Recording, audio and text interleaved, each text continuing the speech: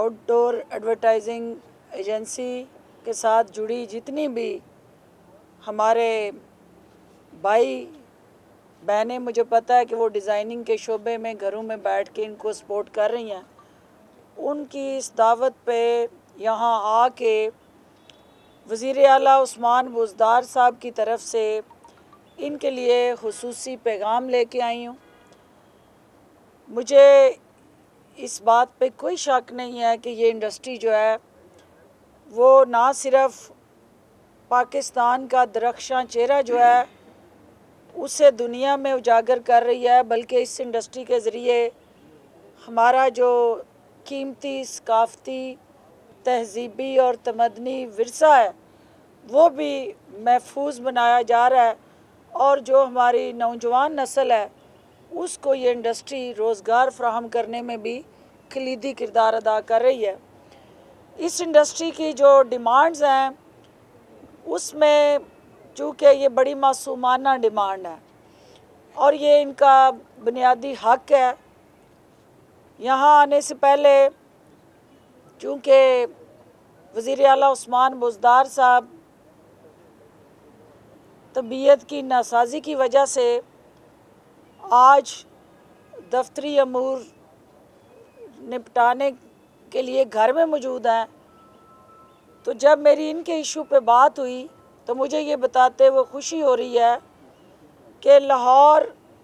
PHA का जो board है उसने इनकी जो रिक्वेस्ट है उसको वज़ीर आला के हुक्म पे रिकमेंड करके वज़ीर आला ऑफिस में समरी को भेज दिया है, और जो इनका हक है 3 माह का जो बाकी कोविड-19 की वजह से हमारा चैलेंज रहा और बाकी शोबे उससे मुस्तफ़ीद हुए, इनको भी हम वो रिलीफ़ देने जा रहे हैं। और आपकी ये पहली रिक्वेस्ट जो है वो तो जो डिमांड है वो एज़ इट इज़ हुकूमत उसको अप्रूव करने जा रही है। दूसरा जो आपका इशू था 30% आप टैक्स रिबेट मांग रहे हैं, तो वो 30% टैक्स रिबेट के लिए बोर्ड ने कुछ रिकमेंडेशंस की हैं। वो एग्जैक्ट 30% तो नहीं होगा, लेकिन ये मैं आपको यकीन दिलाती हूँ कि आपके दुखों का मदावा ज़रूर होगा। अगरचे कि ये है कि आपका वाहिद ये आउटडोर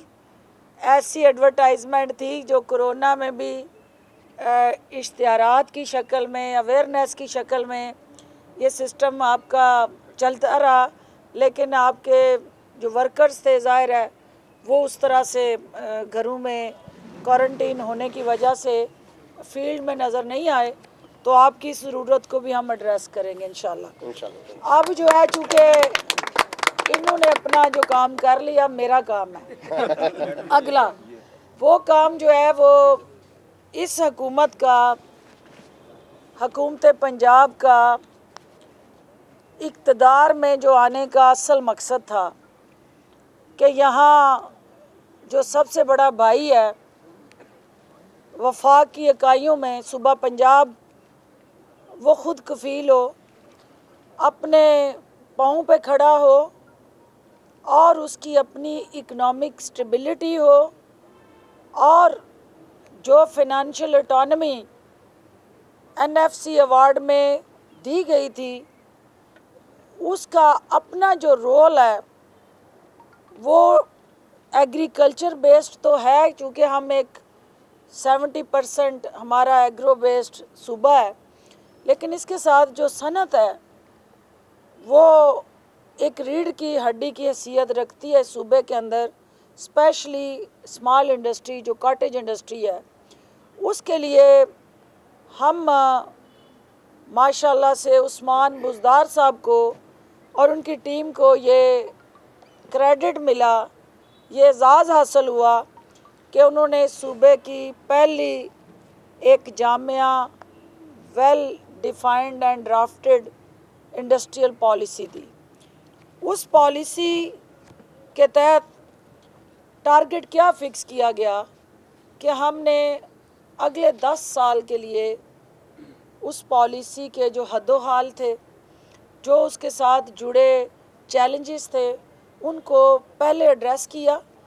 और उसके बाद हमने एक रोड मैप दिया कि 10 साल हम बाद इस सूबे को कहाँ देखना चाहते हैं। नेल्सन मंडेला से किसी ने पूछा था कि सियासतदान और लीडर में क्या फ़र्क होता है, तो उसका जवाब ये था कि सियासतदान अगले इलेक्शन पे फोकस करता है और जो लीडर है वो आने वाली नस्ल के लिए प्लान करता है। तो हमने अगले 10 साल के लिए प्लान किया, जिसके तहत जो हमारी 10% सालाना तरक्की का हमने टारगेट फिक्स किया, उस 10% सालाना तरक्की के जो हमने SOP TOR वाज़ा किए, उसमें हर साल 12 लाख अफराद की रोज़गार की फ़राहमी को यकीनी बनाया गया। हर साल 5 लाख अफराद को फ़नी तरबियत की फ़राहमी तरजीही बुनियादों पर शुरू करने के मरहलावार जो प्रोग्राम है उनका आगाज़ हुआ। और इससे जो हमारी मुआशी सनतों की तरक्की के साथ साथ जुड़ा जो एक मेयार है, क्योंकि सनत चले, सनत का पहिया चले, मज़दूर का मेहनत कश के घर का चूल्हा चले, लेकिन उसके अंदर मेयार को भी हम इंश्योर करें। सूबे भर में तकरीबन 362 हमने सहूलत बाज़ार कायम किए। और जो इस वक्त आवाम से जुड़ा इशू है वो महंगाई का इशू है। जो आम शख्स जिसको तकलीफ़ है, उसकी इस तकलीफ़ के अजाले के लिए फ़िलफ़ौर जो है वो इंसदाद ज़हीरा अंदोज़ी आर्डिनेंस ये हुकूमत लाई और अशियाए ज़रूरिया के कीमतों को कंट्रोल करने के लिए एक कीमत पंजाब ऐप का इजरा किया गया और फिर शिकायत को दर्ज करने के लिए टोल फ्री नंबर जो हैं वो पब्लिक को दिए गए। सूबे के 17 अजला में सार्फिन के हकूक़ के तहफ़्फ़ुज़ के लिए सार्फिन अदालतों का क़याम अमल में लाया गया और 5 बड़े शहरों में होम डिलीवरी की सहूलत को इंश्योर किया गया। पंजाब रोज़गार स्कीम जो है वो बुज़दार हुकूमत का एक अहम कदम है। इस पंजाब रोज़गार स्कीम के तहत 30 अरब रुपए से ज़ायद के आसान कर्ज़े 16 लाख से ज़ायद लोगों को रोज़गार मुयस्सर करने के लिए दिए गए। स्कीम के तहत 1 लाख से 1 करोड़ तक के आसान कर्ज़े जो हैं वो दिए जा रहे हैं। सूबे के 13 अजला में जो हमारा कॉटेज इंडस्ट्री को इम्प्रूव करने का प्रोग्राम है उसका आगाज़ किया गया और जो पहले से चले प्रोग्राम थे उनकी रीस्ट्रक्चराइजेशन की गई और रीस्ट्रेंथन किए गए। प्रोग्राम के तहत हुनरमंदों को 3 से 5 लाख तक के आसान कर्ज़े फ्राहम किए गए। आइंदा 3 सालों में सूबे के 36 अजला में कॉटेज इंडस्ट्री की बहाली जो है वो बुज़दार हुकूमत का नंबर 1 टारगेट है और इसके लिए कॉटेज इंडस्ट्री अथॉरिटी के क़याम को यकीनी बनाया जा रहा है। इसके अलावा जो है 20 कर्जा जात स्कीमों के तहत 4 अरब से ज़ायद के आसान कर्ज़े जो हैं वो हुनरमंद प्रोग्राम के ज़रिए उनका इजरा कर दिया गया है। 1.5 अरब की रकम जो है वो 16 से 30 साल के उम्र के जो नौजवान हैं उनको चीफ मिनिस्टर हुनरमंद प्रोग्राम के ज़रिए ये कर्ज़े दस्तयाब किए जा रहे हैं। इसके अलावा हर साल 1 लाख अज़ाफ़ी तलबा को टेवटा के अदारों से फ़नी तालीम जो है वो दी जा रही है और हमारे इन प्रोग्रामों में ये फोकस किया गया कि क्योंकि इससे पहले वहाँ आप वेल्डर, इलेक्ट्रिशियन, प्लम्बर बना रहे थे, हमने ये फोकस किया कि आर्टिफिशियल इंटेलिजेंस टेक्नोलॉजी के साथ जुड़े जो स्टार्टअप प्रोजेक्ट्स हैं और जो यूथ को डिजिटलाइजेशन की तरफ माइल करने के लिए उनको लेटेस्ट टेक्नोलॉजी से भी रोशनास कराया जाए। पंजाब में जो 13 स्पेशल इकनॉमिक ज़ोन के क़याम का बेवक्त वक्त आगाज़ कर दिया गया। इससे पहले हमारी हुकूमत से पहले सिर्फ तीन जो हैं स्पेशल इकनॉमिक ज़ोन काम कर रहे थे। इसके अलावा जो है वो ये जो स्पेशल इकनॉमिक जोन्स हैं, इसमें पाकिस्तान की इंडस्ट्री को सपोर्ट देने के लिए 10 साल तक इनकम टैक्स की छूट और पहली बार दरामदी मशीनरी पर ज़ीरो ड्यूटी जो है उसकी सहूलत दी गई है। इसके अलावा जो है वो चाइना इकनॉमिक कॉरिडोर जैसे मंसूबों का आगाज़ किया गया है और बराह रास्त 4 लाख अफराद और मजमूई तौर पर इस अल्लामा इकबाल इंडस्ट्रियल सिटी फैसलाबाद के अंदर जो ये जोन बना है उससे रोज़गार के मौके फराहम किए जा रहे हैं। 3217 एकड़ रकबे पर बनने वाले इन इकनॉमिक जोन्स में 12 अरब डॉलर से ज़ायद सरमायाकारी होने जा रही है और पाकिस्तान का पहला special smart economic zone Sheikhupura में मोटरवे के नज़दीक उस पे कायद-ए-आज़म बिज़नेस पार्क के नाम से उसका आगाज़ करने जा रही है हुकूमत। और ये वो सारे इनिशिएटिव हैं जिनको गिनवाने के लिए मुझे शायद कई प्रेस कॉन्फ्रेंस करनी पड़े, लेकिन मैं आज Lahore chamber of commerce and industry के पास जो सनतकारों की वज़ीर आज़म इमरान ख़ान और वज़ीर आला उस्मान बुज़दार के साथ जुड़ी तवक्कुआत हैं उनकी अक्कासी करने आई हूँ। मैं वज़ीर आज़म का जो सनतकारों के साथ एक कमिटमेंट थी कि हम इनको बैनुल अक़वामी सतह पे इंटरनेशनली वो गैस और बिजली के टैरिफ में पैरिटी देंगे। तो आपने देखा कि इस हुकूमत ने जो कहा वो किया और हमारी सनत ने स्पेशली जो एक्सपोर्टर्स थे उन्होंने उस सहूलत से फ़ायदा उठाते हुए जो आज कोरोना में दुनिया इकनॉमिक रिसेशन में है, दुनिया के पास इकनॉमिक मेल्टडाउन की वजह से अपॉर्चुनिटीज़ रिस्ट्रिक्टेड हुई हैं। पाकिस्तान की सनत का पहिया पहले से ज़्यादा तेज़ी से चल रहा है और कोई ऐसी इंडस्ट्री नहीं है जिसके पास उसकी कैपेसिटी से ज़्यादा आर्डर ना हो।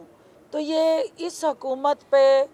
सनतकारों का, एक्सपोर्टर्स का, कॉटेज इंडस्ट्री का, हैवी मैकेनिकल इंडस्ट्री का एतमाद है और पाकिस्तान की इंडस्ट्री का पहिया चलेगा तो हमारी मईशत का जो पहिया है वो अपनी मुस्बत सिमत में रवां-दवां होगा। और एक इंडस्ट्री ही वो सेक्टर है जो प्राइवेट सेक्टर के अंदर रोज़गार के मौके पैदा कर सकता है और बेरोज़गारी के इस जिन को बोतल में बंद करने के लिए हमारा मावन और मददगार बन सकता है। हुकूमत नौजवानों को एम्पावर करने के लिए, रोज़गार देने के लिए, बाख्तियार और ख़ुद मुख्तार बनाने के लिए नौजवानों की फ़नी तरबियत, क्वालिटी एजुकेशन और उसके साथ जुड़ा जो कारोबारी आसान कर्ज़ों की फराहमी है वो यकीनी बना के अपनी आबादी के 65% इस कीमती असासे को तक़वियत दे रही है। और हम ये समझते हैं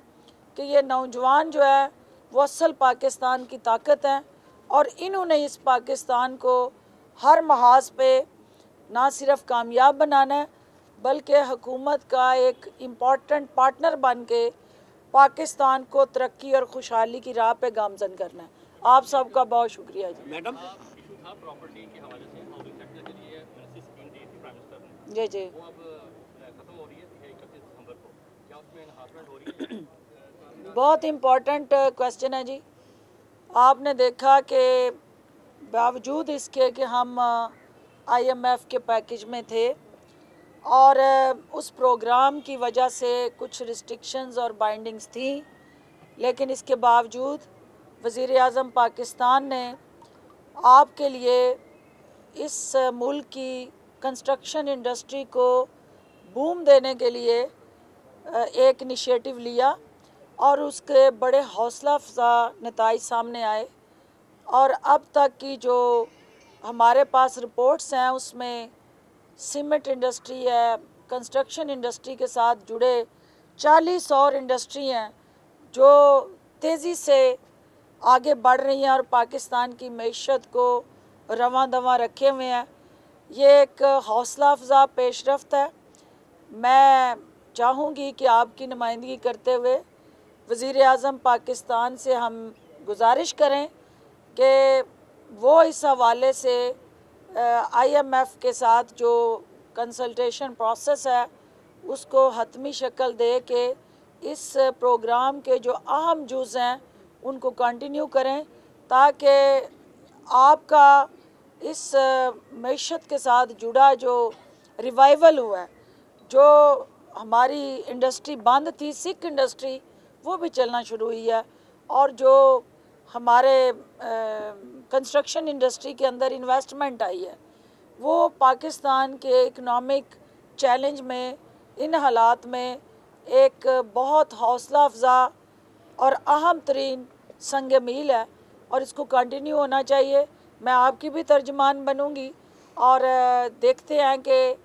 प्रोग्राम के अंदर जो रिस्ट्रिक्शन है वो किस तरह से उसकी आड़े आती हैं। लेकिन मुझे यकीन है कि वज़ीर आज़म पूरी कौम के वकील बन के इस इंडस्ट्री की रिवाइवल के लिए और इस मईशत के पहिए को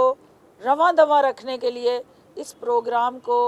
आगे बढ़ाने के लिए को हतमी लाए अमल जो है तय करेंगे। मैडम, मौलाना फजलुर रहमान साहब PDM के सदर हैं, नैब जो है उसको गिरफ्तार कार्रवाई करने उनके खिलाफ जा रही है। क्या आप नहीं समझती कि नैब की ये कार्रवाई PDM की मुर्दा सियासत में जान डालने के मुतरादिफ होगी, क्योंकि फिर वो दोबारा एक दफ़ा जिंदा हो जाएगी PDM की सियासत? जी जी जी, आप हमेशा बड़े मंच की खिलाड़ी रही हैं, आगे चल के बड़ा मंच है फरवरी में सजने जा रहा है, मेरा मुराद के सेनेट का इलेक्शन। क्या सेनेट के इलेक्शन के लिए आप ट्राई कर रही हैं? पहली बात तो ये है कि मौलाना फजलुर रहमान को मैंने क्या कहना है, उनके मुखालफीन ने क्या कहना है, उनके घर से उनकी मंजी के नीचे डंडा फेर दिया गया। और वो मौलाना शरानी साहब का आपने स्टेटमेंट देख ली है, मीडिया पे चल रही है, जिन्होंने उन्हें सर्टिफाइड झूठा करार दे दिया। तो लिहाजा मौलाना साहब जब दिन बुरे आ जाएं तो फिर अपने भी साथ छोड़ जाते हैं, तो साया भी साथ नहीं देता। तो मौलाना साहब का साया जो इसको मौलाना शरानी साहब हमेशा ढाल बन के उस भारी भरकम साये की हिफाजत करते थे, तो वो ख़ुद जो है उन्होंने मौलाना के बयानिए से लातअल्की का ऐलान कर दिया है। तो उन्होंने जो मौलाना साहब का डंका बजाया है, तो हुकूमत को डुगडुगी बजाने की ज़रूरत पेश नहीं आएगी। लेकिन ये ज़रूरी है कि जो मौलाना साहब का इस वक्त नैब के साथ जुड़ा रिश्ता है, क्योंकि एक है कि आपका अवाम से रिश्ता, एक है माल पानी का रिश्ता। तो जो माल पानी से जुड़ा रिश्ता है वो नैब ने उस रिश्ते को कमज़ोर करने के लिए कमर बांधी हुई है। तो मौलाना साहब बजाय इसके वो स्टेज पे आके गुड्डा गुड्डी को दाएं बाएं लेके बगल में तो हुकूमत को ललकारें, बेहतर है कि वो नैब में तशरीफ़ ला के, तो वहाँ जो नैब पूछ रही है कि ये माल पानी जो है वो ज़राए कौन से थे, वो तरीका वारदात कौन सा था, और वो कौन से ऐसे खुफिया ख़जाने थे जहाँ से ये सारे एकदम से आपको खुद कफील हो गए। तो मौलाना साहब के हाथ साफ़ हैं, तो उन्हें नैब में बजाय इसके कि आप क्या करें मीडिया में जाके वहाँ जवाब दें, और इंशाल्लाह उनको नैब मायूस नहीं करेगी। लाया गया पंजाब में खवातीन क्योंकि आपके मद्दे मुकाबला है, तो आपने एक राजकुमारी को बॉक्सिंग का चैलेंज भी दिया, क्या आपका चैलेंज कबूल किया गया है कि नहीं? देखिए, राजकुमारी नहीं, वो करप्शन की राजकुमारी कहा करें, उसका भी कोई मानी खेज टाइटल है। तो करप्शन राजकुमारियाँ जो होती हैं वो तो कोई असूल, कोई वज़ादारी, को रख रखाव, उसकी बुनियाद पे परवान चढ़ती हैं। तो जो करप्शन में खेल के और उस अवाम के वसाइल पे परवान चढ़ें, महलों में रह के, वो राजकुमारियाँ नहीं, करप्शन की राजकुमारियाँ कहलाती हैं। तो जो आपने उसका चैलेंज का कहा, तो मैं कल भी कह चुकी थी कि ये ब्रायलर मुर्गियाँ जो अपनी टांग पे खुद नहीं खड़ा हो सकती, हिसारों के ज़रिए, बैसाखियों के ज़रिए, रिज़र्व सीटों के ज़रिए जो खड़ी होने वाली हैं, ये हमारे अवाम के जो नुमाइंदे हैं, जो वोट की ताकत से गली गली धक्के खा के हम लोग अवामी मसाइल के तदारक के लिए मसरूफ़ अमल है, उनका मुकाबला नहीं कर सकती। आपने चूँकि सेनेट की बात की थी, तो देखिए मेरा हल्का है, मैं हल्के की पॉलिटिक्स करती हूँ और मेरी ताकत मेरा वोटर है। और मेरा वोटर जो है वो गली मोहल्ले में, देहात में, शहरों में, जहाँ जहाँ बसता है, मुझे उनकी जंग लड़नी है। और सेनेट तो आसान तरीन रास्ता है, ये तो पक्की पकाई खीर है, और ये तो एक ऐसी बिरयानी है, पुलाव कि जो भी हर कोई चाहता खा ले। तो वो खीर पका के खानी जो है वो हल्के की सियासत है, तो हल्के की सियासत जो है वो मेरी प्रायोरिटी है।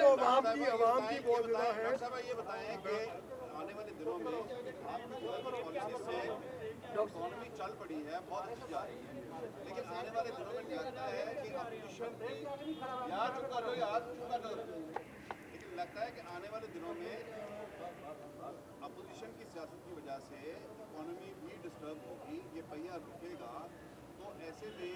क्या अपोजिशन के साथ जो मुलाकात बातें होती हैं, उसमें कोई हकीकत है कि हुकूमत अपोजिशन को इंगेज करना चाहती है? देखिए, जो पॉलिटिकल स्टेबिलिटी है वो बहुत इम्पॉर्टेंट होती है इकनॉमिक स्टेबिलिटी के लिए, और सियासी इस्तेहकाम ही मुआशी इस्तेहकाम को जन्म देता है। और जहाँ पे पॉलिटिकल इंस्टेबिलिटी पैदा करने की कोशिश हो रही है, उसका एजेंडा ही 1 पॉइंट ये है कि किसी तरह इस हुकूमत की जो कामयाबियाँ हैं, वज़ीर आज़म इमरान ख़ान का उस वेंटिलेटर पे पड़ी मईशत को पाँव पे खड़ा करने का और फिर अब आगे चलाने का ख्वाब है, उसको चिकनाचूर किया जाए। लेकिन ये आप मीडिया और आवाम जो है इसको विटनेस करेंगे कि आवाम के मसाइल के तदारक के लिए कौन कोशा है, और आवाम को दुखों में मुब्तला करने वाला जो टोला है उसका टारगेट क्या है। हुकूमत के टारगेट, ऑब्जेक्टिव्स, गोल्स सेट हैं, हम डिट्रैक नहीं होंगे, हम अपनी मंजिल की तरफ चलते जाएंगे, बढ़ते जाएंगे और मुखालफिन को अपनी परफॉर्मेंस से जवाब देंगे। लेकिन अपोजिशन जो इस वक्त तहैया कर चुकी है कि इन्हें जमहूरियत चाहिए जिसमें ये इक़्तिदार में हो, और इक़्तिदार के बगैर ना इनको मईशत चाहिए ना जमहूरियत चाहिए, तो हम इनके हर हरबे का मुकाबला करेंगे। बहुत शुक्रिया जी, बहुत शुक्रिया।